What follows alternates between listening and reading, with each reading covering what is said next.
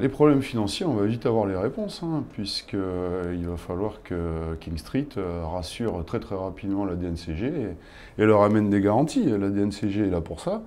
Elle est là pour contrôler la viabilité des projets financiers du club et elle va valider ou non la pertinence de King Street sur cette question-là. Donc là, dans les prochaines semaines, on sera fixé.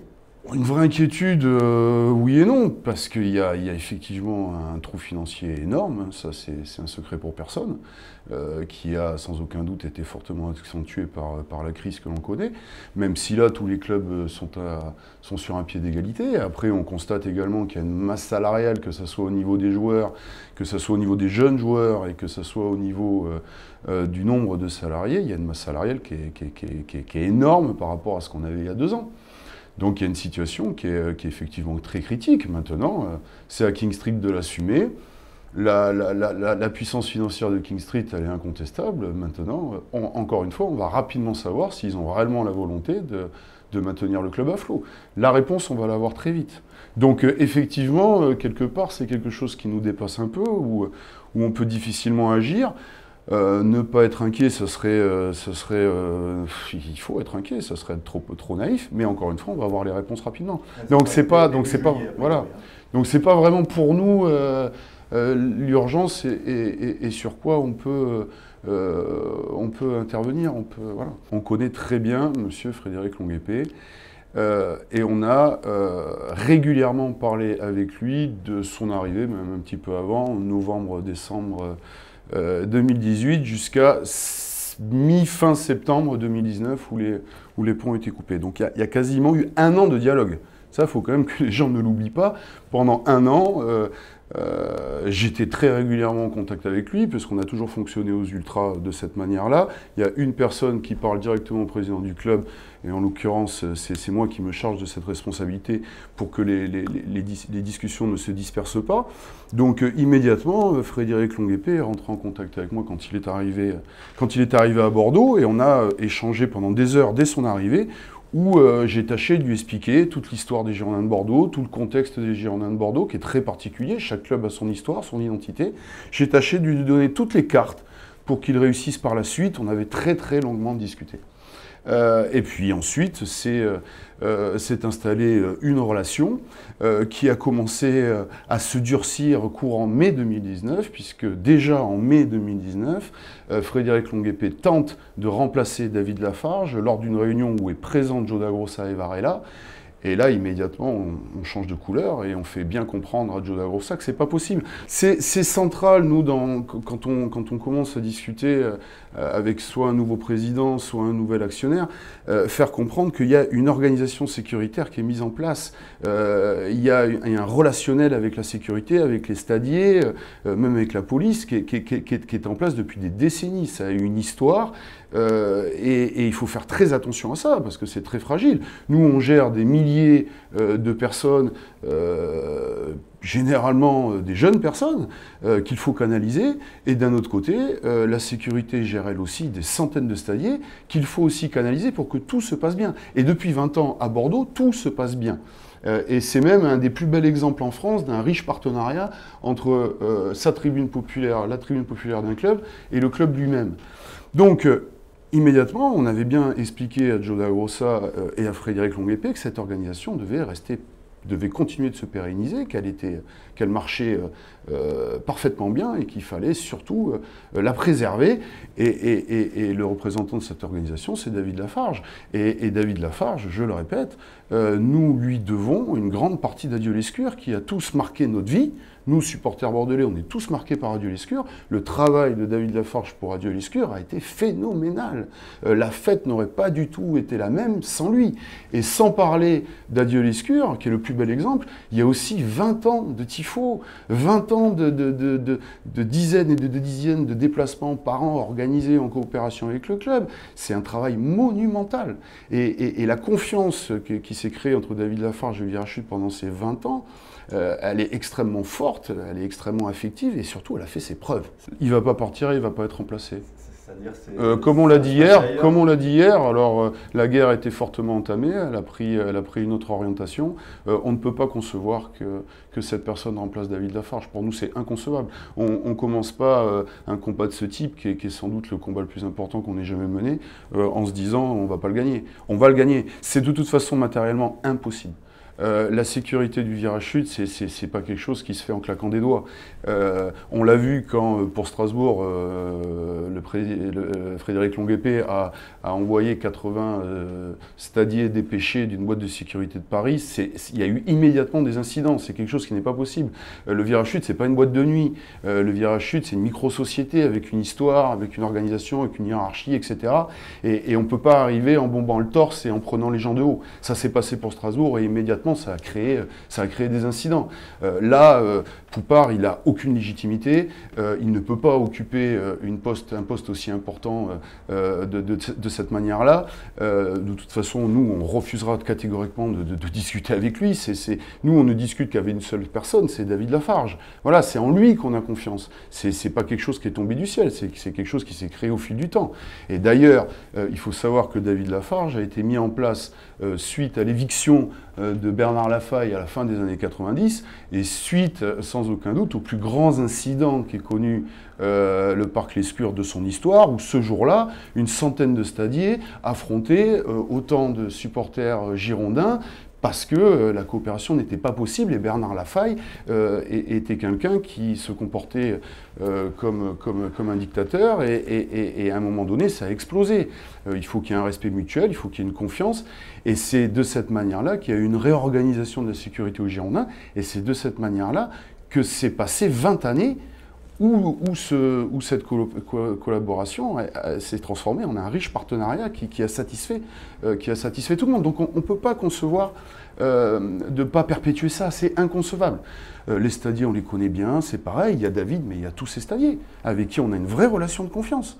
Ça ne s'invente pas, c'est pas quelque chose de superficiel, c'est quelque chose de très sensible, de très affectif, et je le répète, non, c'est inconcevable que Poupart, Monsieur Poupart, hein, parce qu'après tout il est pour rien, lui, Monsieur Poupart prenne ses responsabilités. Et nous allons au-devant, et vraiment j'inquiète tout l'environnement des Girondins de Bordeaux, j'inquiète tous les politiques.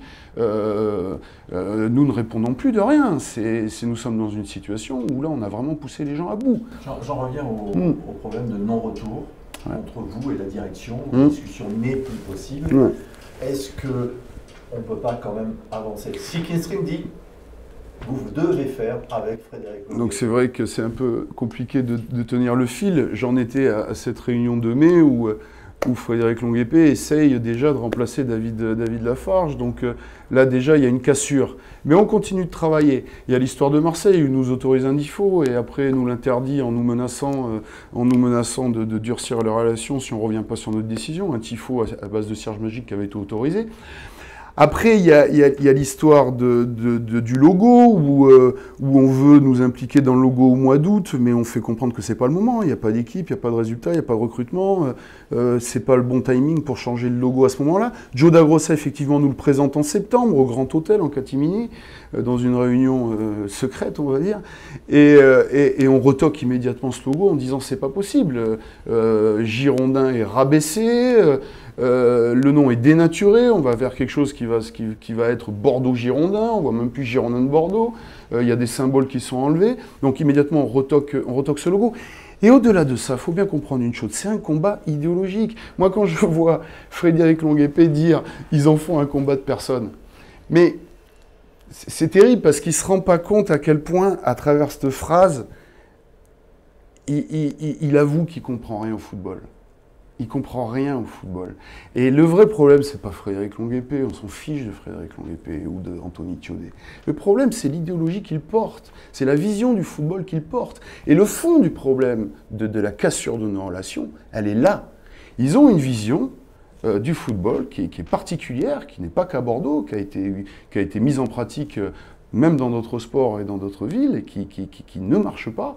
Et on a, nous, une vision du football qui, elle, par contre, a marché, puisque c'est les Girondins de Bordeaux ces 20 dernières années. C'est surtout là le problème idéologique. Il nous parlait tout le temps, il nous disait il faut faire venir un nouveau public. il faut, qu'importe si ce public au départ n'aime pas le foot, il faut leur apporter plein d'animations autour du stade, pour qu'au final, ils ne viennent pas que pour le football. Et leur discours allait même encore plus loin, qu'importe si l'équipe gagne. En fait, leur idéologie, c'est de créer tout un business autour du terrain, et au final, que ce business rapporte peut-être, hypothétiquement, finalement, de l'argent aux sportifs. Et quand on creuse un peu, on s'aperçoit finalement 10 ou 15e. Si on mène bien cette politique-là, ça nous va. Mais nous, notre vision, c'est pas du tout ça. Elle est totalement opposée. Notre vision, c'est ça part du sportif. Vous nous dites, on veut faire venir un autre public. Mais pourquoi vous voulez faire venir un autre public? Ce public, il existe. Il est formidable, il est extraordinaire. C'est le peuple bordelais, c'est le peuple d'Adieu-les-Scurs, c'est le peuple qui était au Quinconce en 2010, c'est la ville de Bordeaux qui était dehors en 96, comme l'a jamais fait le rugby pour Bordeaux-Milan. On sait qu'il y a un public extraordinaire à Bordeaux. On faisait 30 000 en 2010, quasiment 30 000 de moyenne. Il y avait régulièrement des guichets fermés. Mais pour faire venir ce public au stade, il faut 2 ingrédients. Il faut tout d'abord une équipe compétitive, et pas forcément une équipe en Champions League, mais une équipe qui a du mental, une équipe qui fait honneur, une équipe qui se bat. Et une 5e place, une 6e place européenne, c'est quand même la moindre des choses, avec des garçons qui respectent le maillot, ça va faire venir les gens au stade. On ne parle même pas de Champions League. Et ensuite, il faut un prix attractif. Et ça, il faut connaître Bordeaux pour le comprendre. Les gens qui vont au stade des Girondins, c'est le peuple. C'est plutôt la classe ouvrière. C'est comme ça. L'identité des Girondins de Bordeaux, c'est un football populaire très très fort. On le voit quand on voit les premiers déplacements dans les années 70, dans les années 80. Il y a un côté populaire extraordinaire. Bordeaux-Juve, ce virage sud surbondé. Voilà, c'est les jeunes, c'est plutôt les ouvriers, c'est plutôt, on va dire, sans parler de classe, mais bon, voilà, on va appeler un chat, la classe moyenne. C'est ces gens-là qui viennent au stade. Et c'est plutôt des gens à un revenu modeste. Mais ça, il faut le comprendre, il faut le connaître, et c'est un fait. Donc, 2 facteurs pour remplir le stade, une équipe compétitive et qui se bat pour le maillot, et des prix attractifs. Voilà. Le reste, les Bordelais s'en fichent. Ils viennent voir du foot. Ils ne viennent pas voir des animations avant, après, pendant. Il y a certains matchs sportifs où on a tellement poussé cette philosophie que le rectangle vert en devient secondaire. Dans certains matchs du rugby, il y a tellement d'animations autour. Les règles du rugby en plus sont compliquées. Les gens, finalement, oublient le match et se concentrent plus sur les animations qu'il y a autour. C'est ça leur idéologie. C'est-à-dire, c'est une foire d'animation où il y a des animations à la mi-temps, avant, après. On le voit, les loges, elles mettent un quart d'heure à la mi-temps à revenir dans leur tribune, comme quoi le football est secondaire. Vous voyez la différence idéologique. C'est vraiment au-delà de la simple personne de Frédéric Longuepé dont on étudiait. C'est une vision du football qui ne marche pas, et qui est contraire à Bordeaux. Si cette philosophie évolue, je sais pas, peut-être qu'il va y avoir une évolution.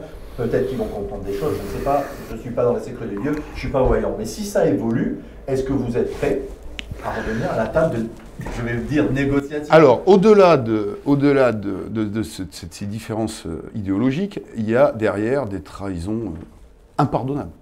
Impardonnables. L'affaire de la billetterie, c'est purement et simplement du vol. Je ne sais pas si vous pardonnerez facilement, Alain, quelqu'un qui vous vole. On a ensuite été molestés. Violenté par une équipe de sécurité. Je ne sais pas, Alain, si vous accepteriez, si vous resteriez, vous auriez continué d'avoir des relations avec quelqu'un qui vous a non seulement volé, mais en plus violenté. Ensuite, on a quelqu'un qui nous a interdit de stade arbitrairement des membres, sans la moindre décision de justice.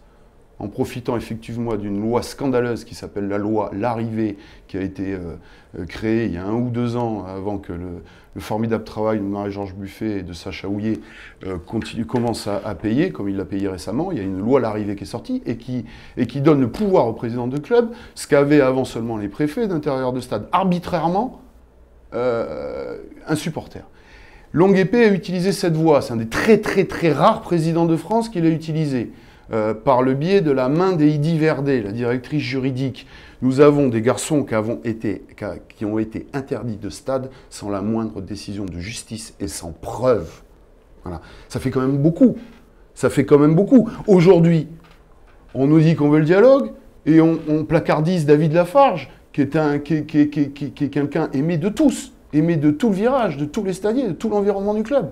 Et on nous dit qu'on le placardise et qu'on fait venir un commissaire de police du PSG. Et j'en passais des meilleurs. Vous avez vu les leaks.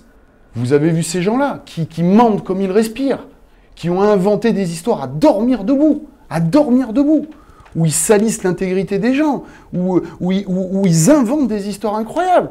Vous vous rendez compte, ils vont jusqu'à dire qu'on a menacé les Marines blancs Île-de-France. C'est quand même incroyable. Ils vont jusqu'à dire que pour me parler, il faut passer par un avocat, par un attaché de presse. Mais ce sont des mythomanes, qui vont jusqu'à dire qu'ils se vantent au nom de l'institution des Girondins de Bordeaux, au nom de l'institution, donc ils nous salissent, ils nous font passer pour des voyous.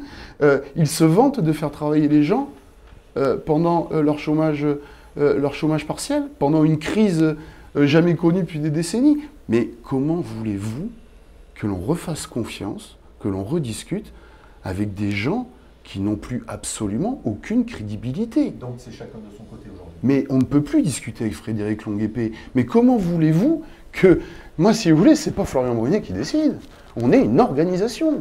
On a 30 personnes au sein des Ultras qui ont entre 25 et 55 ans, qui ont les Girondins de Bordeaux et le virage sud dans les tripes, et qui jamais n'accepteront que les ultramarines rediscutent, recrédibilisent une personne telle que Frédéric Longuepée. C'est fini. Cet homme-là nous a tout fait. Tout fait. Est-ce que ça va être, si ça continue comme ça, qu'il n'y a pas de changement, est-ce que ça va être quelque part au détriment de l'équipe, des joueurs qui ont envie d'avoir quelqu'un, un public derrière, qui se concentre uniquement sur ces problèmes-là? Est-ce que ça peut être ça aussi Écoutez, on n'est pas au mois d'août, déjà. On n'a pas repris l'équipe. Mais moi, je trouve toujours fort de café de demander ça, de nous demander ça, quand on sait l'importance qu'a le virage sud dans l'environnement du club. Vous dites ça à des gens qui, en semaine, à Prague, à l'autre bout de l'Europe, sont 4 ou 500 et font rayonner la ville de Bordeaux à travers l'Europe et finalement donnent autant de fierté, même plus de fierté ce jour-là, que l'équipe sur le terrain. On parle de gens qui participent à faire venir les gens au stade. Combien de gens ne viendraient pas au stade s'il n'y avait pas le virage sud? Bon ben voilà, donc à un moment donné, on ne peut pas uniquement se comporter comme des moutons, on ne peut pas tout nous faire, et là on nous a tout fait. On nous a insultés, bafoués, volés, violentés, non, tout est saccagé, de la cave au grenier et tout. Et puis on ne parle pas que du virage sud, là on est en train de saccager le logo. Le club continuellement est traîné dans la boue. Vous voyez les affaires qui ont commencé à sortir et qui vont continuer de sortir. Parce que là aussi, nous depuis le début, on a alerté sur le pédigré de Varela, sur le pédigré de Massia. Ça sent la magouille à plein nez. Au bout d'un moment, nous, on ne va pas trop sur ce terrain-là parce qu'on n'est pas juriste, on n'est pas journaliste d'investigation, mais à un moment donné, ça commence à faire beaucoup. Donc, je veux dire, il y a urgence. Et comment on peut faire comme si de rien n'était et continuer de chanter gentiment pour surtout pas handicaper l'équipe? Non, mais là, un club de foot, c'est pas seulement une équipe de foot, c'est une âme, c'est un lien entre une institution et une population, c'est quelque chose de très affectif. C'est quelque chose qui vous prend aux tripes, qui vous met de bonne humeur, qui vous met de mauvaise humeur. Donc on ne peut pas faire comme si de rien n'était. Non mais je voudrais finir là-dessus. On n'est pas encore au mois d'août déjà, d'une part. Et ensuite, je pense que l'année dernière, Nîmes est le meilleur exemple. Nîmes, c'était pas notre volonté, hein, mais le match s'arrête parce que M. Longuepée se prend pour un dictateur et nous empêche de rentrer des banderoles. Le match s'arrête, ça ne nous a pas empêché de gagner 6-0. Bon, l'année dernière, à chaque fois qu'il y a eu des manifestations, l'équipe s'en est plutôt pas mal sortie sur le terrain. Et puis vous savez, on les connaît les joueurs, on va les voir. Pour Marseille, quand on va les voir à 300, 400, 500 et qu'on leur fait passer ce supplément d'âme, vous savez, quand on va voir les joueurs, généralement, ils n'ont jamais perdu après. Soyons fiers d'avoir un public comme ça, soyons fiers d'avoir une tribune populaire comme ça qui défend l'histoire et les valeurs du club. Et je pense que pour l'équipe, ça donne une force. Vous voyez, quand on joue pour un club qui a une vraie identité, des vrais supporters, voilà, ça donne ce supplément d'âme nécessaire. Il vaut mieux avoir un club comme ça qu'un club avec des gens qui sont des moutons. Non, c'est une fausse idée. Notre intention n'est absolument pas de pénaliser l'équipe, et ça n'a jamais été le cas. Et soyons fiers d'avoir une tribune populaire qui défende encore une fois les valeurs du club. Alors je reviens à ma question, comment vous envisagez cet avenir? Vous dites on est pour le mois d'août, ça va vite arriver, la saison va reprendre et on peut l'espérer, et on va retrouver le football, mais comment vous l'envisagez si ça ne bouge pas? On l'envisage. C'est impossible de retravailler avec Frédéric Longuepée. Toutes nos actions, tout doit être fait. Nous, c'est notre obsession. Comme je vous disais tout à l'heure, King Street va devoir se dévoiler. À un moment donné, on avait un petit peu élargi le débat à King Street. On avait mis une forte pression sur King Street. Là, de toute façon, King Street, on va dire avec la crise que l'on connaît actuellement, le contexte a un petit peu changé. King Street va vraiment devoir se dévoiler. Et à un moment donné, quand un actionnaire, quel qu'il soit, permet au club de rester en Ligue 1, à un moment donné, on est obligé de constater que leur investissement est là. Donc, l'aspect actionnaire, on va avoir les réponses, et par rapport à tous les affronts que l'on a encore connus ces dernières semaines et ces derniers mois, la priorité réelle, notre obsession est de faire partir Frédéric Longuepée. Aujourd'hui, c'est lui qui empêche tout l'environnement des Girondins de Bordeaux de travailler. Que ce soit les salariés, que ce soit les supporters, que ce soit le centre de formation, que ce soit même les journalistes, les partenaires, personne ne peut plus travailler, tout est paralysé à tous les niveaux. Voilà. Donc nous, on veut simplement se remettre au travail, on veut simplement œuvrer pour que notre club retrouve son lustre d'antan. Avec la présence de Frédéric Longuepée, ce n'est pas possible, tout est paralysé. Donc nous, on va vraiment axer tous nos efforts là-dessus. Et bien évidemment, il faut absolument empêcher une réorganisation du service de sécurité qui serait une catastrophe pour l'ordre public. Et là, j'alerte là aussi tous les politiques et tout l'environnement du club. Nous, on ne sait pas comment nous allons gérer notre millier d'adhérents et nos milliers de sympathisants. Là, réellement, il faut se rendre compte de la violence de l'attaque par rapport aux réorganisations du service de sécurité. Là, on touche vraiment à l'ordre public. Donc voilà les urgences. Les urgences, elles sont préserver ce qui a toujours marché aux Girondins de Bordeaux, une organisation autour de la tribune populaire qui a fait ses preuves. Et derrière, il faut remanier l'équipe opérationnelle. Il n'y a pas d'autre solution. Frédéric Longuepée, je ne parle même pas d'Anthony Thiaudet. Je veux dire, comment cet homme-là peut encore être en place?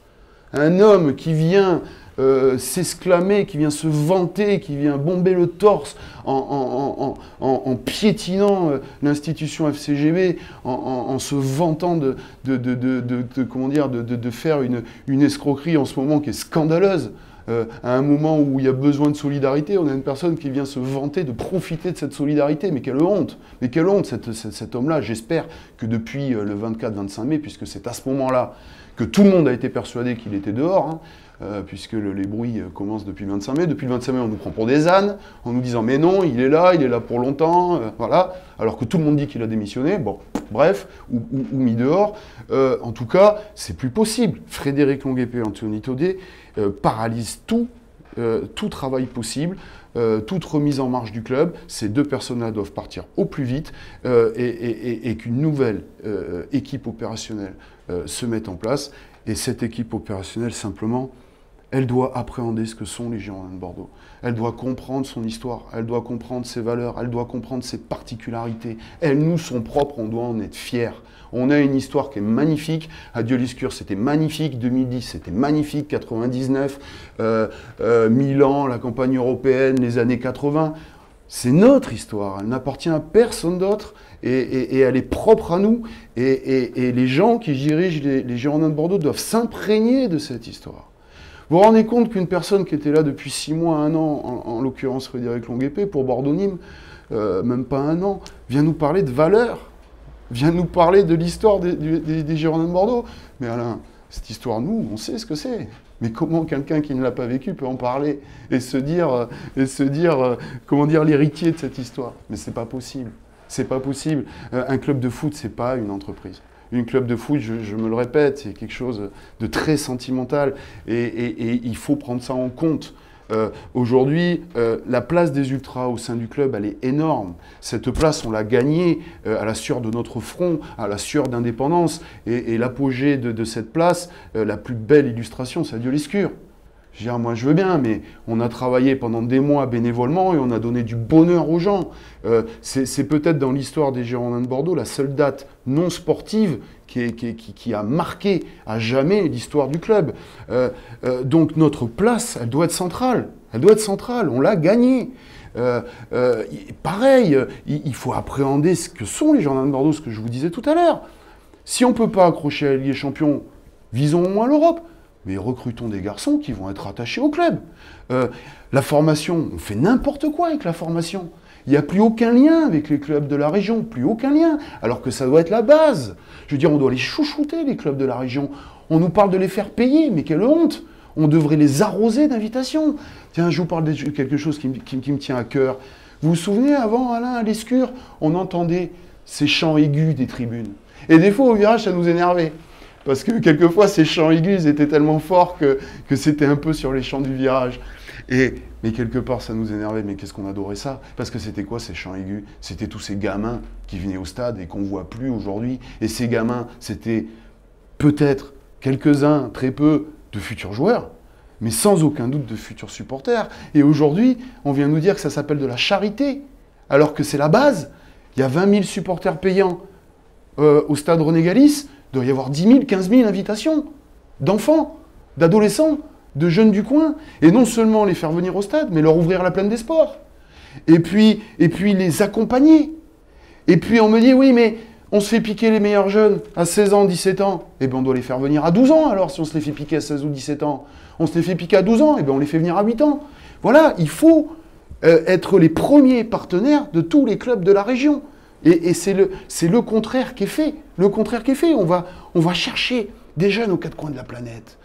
Mais à niveau égal, il faut un jeune de la région. Parce qu'au final, qu'est-ce qui va être important aussi, et c'est toujours important, c'est le supplément d'âme.